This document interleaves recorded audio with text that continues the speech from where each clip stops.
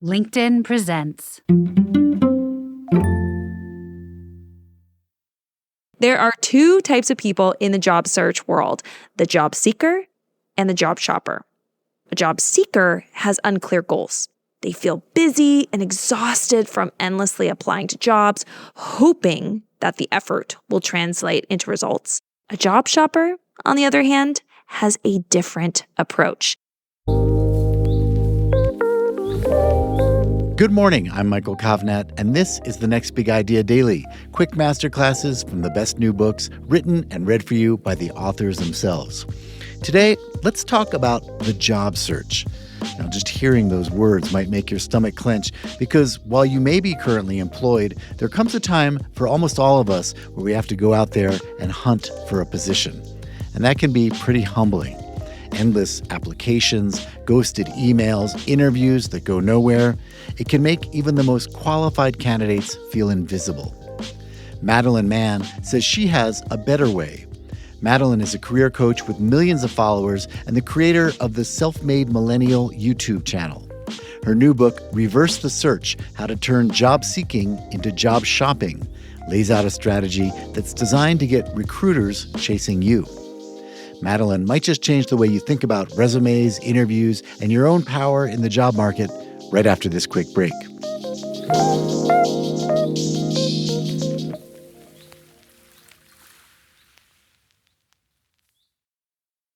From LinkedIn News, I'm Leah Smart, host of Everyday Better, an award-winning podcast dedicated to personal development. Join me every week for captivating stories and research to find more fulfillment in your work and personal life. Listen to Everyday Better on the LinkedIn Podcast Network, Apple Podcasts, or wherever you get your podcasts. From LinkedIn News, I'm Jessie Hempel, host of the Hello Monday podcast. Start your week with the Hello Monday podcast. We'll navigate career pivots. We'll learn where happiness fits in. Listen to Hello Monday with me, Jessie Hempel, on the LinkedIn Podcast Network or wherever you get your podcasts. Shift from job searching to job shopping. So what exactly is job shopping? It's flipping the dynamic of the job search on its head. Instead of you chasing companies, job shopping is about making companies compete for you. It's a strategic approach where you focus your energy on specific type of opportunity and then position yourself as absolutely irresistible to the companies hiring for that role. Here's the magic of job shopping. It doesn't just help you land offers. It can lead companies to creating roles just for you. And this is not a pipe dream. This works even in tough job markets, even for candidates who feel unconventional in some way. The power lies in unlocking the leverage you already have as a job seeker and using it to become the most desirable candidate out there. Let me paint a picture for you. There are two types of people in the job search world, the job seeker and the job shopper. A job seeker has unclear goals. They feel busy and exhausted from endlessly applying to jobs, hoping that the effort will translate into results. They think, if I add another certification or another degree, then I'll finally stand out. They feature a broad range of skills in their job search documents because they want to appear qualified for as many types of roles as they can so that they don't miss out. And when they do get an interview, they focus on convincing the company of their skills. A job shopper, on the other hand, has a different approach. They know exactly what they want. Their job search is focused and in their control. Instead of wasting a large amount of time on job boards, they find more effective ways to demonstrate their skill set and get noticed.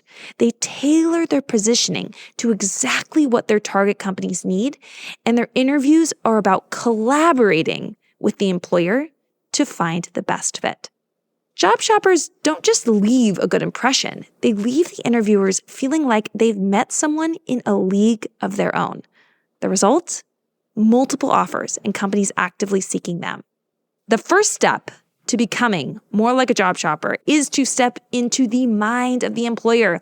The more you can understand their needs and look at your expertise as simply a service to meet those needs, you start to zero in on exactly what is going to make you irresistible in their eyes.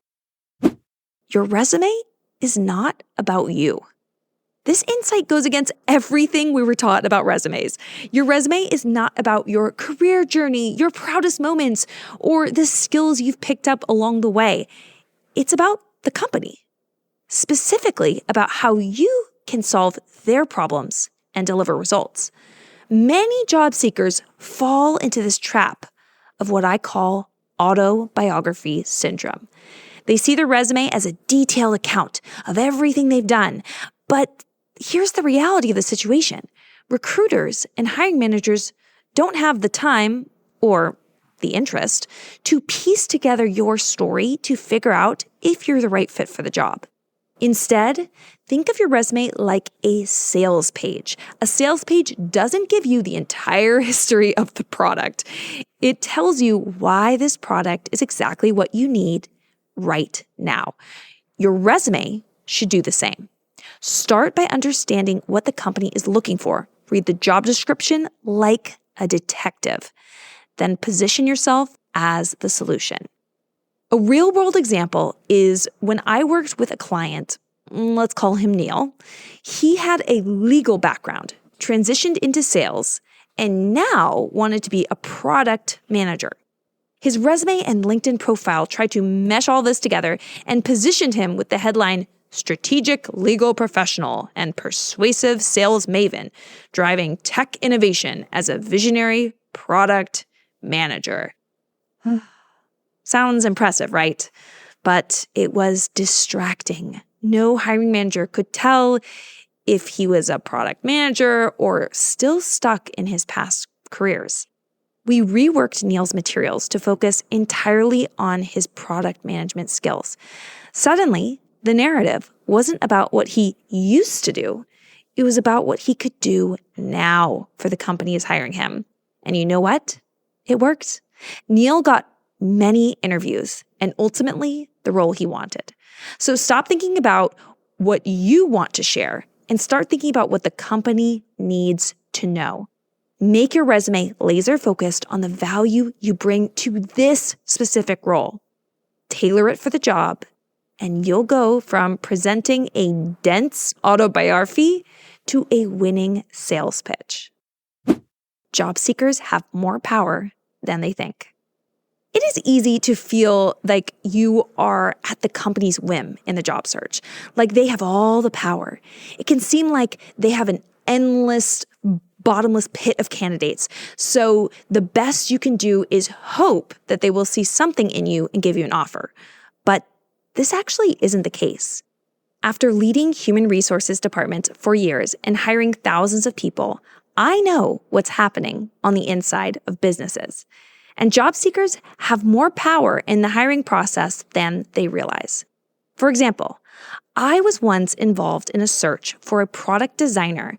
Out of 300 applications, only 9 met the qualifications we were looking for.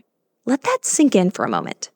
While companies are receiving record amounts of applications, the number of people who were qualified, or heck, even read the job description, are incredibly low. We then narrowed those 9 down to 3 who we would be interested in hiring. Our top choice was going to cost us more money and more time to hire. She lived out of state and needed 4 weeks and several thousands of dollars in relocation assistance to work with us.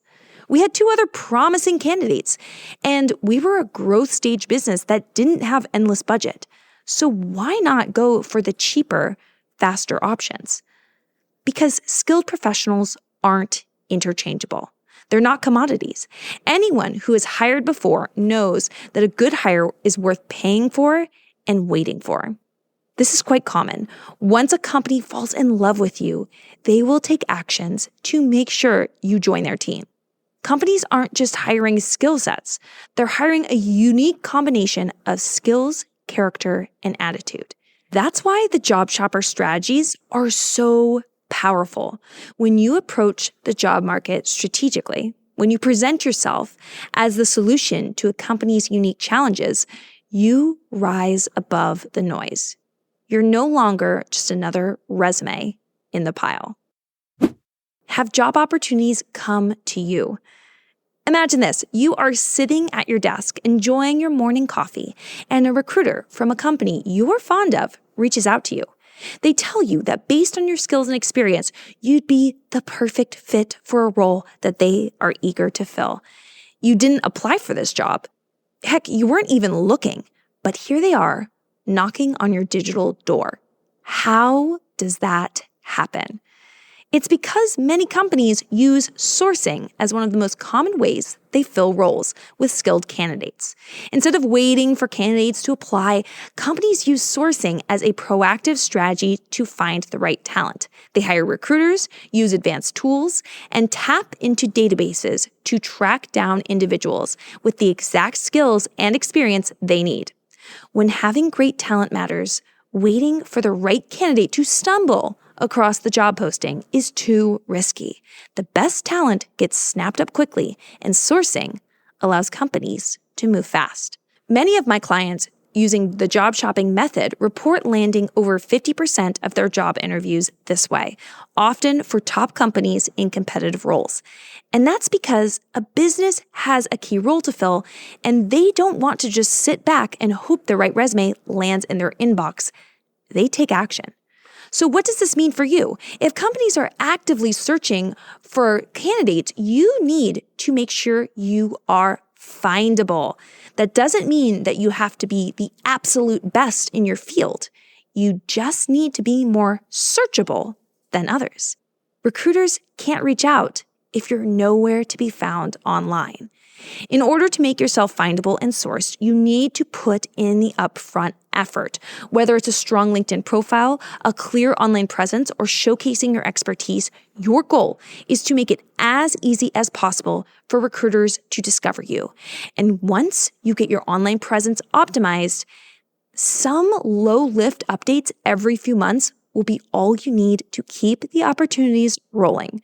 When you do this right, the opportunities come to you instead of you chasing them. Have a perspective in the interview. There were two candidates, Dan and Chloe, interviewing for an open marketing role at the company I worked for, who were equally qualified on paper.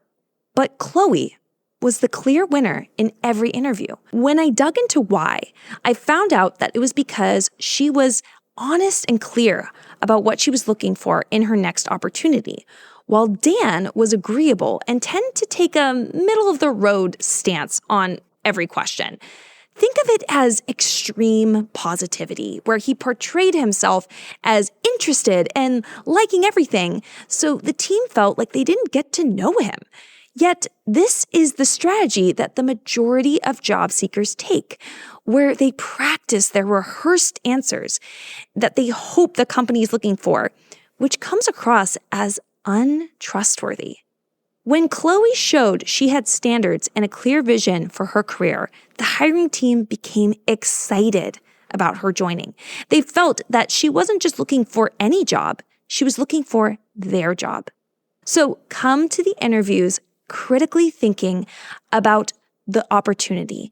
Research the company deeply. Understand their challenges, their goals, and how you might fit in the big picture.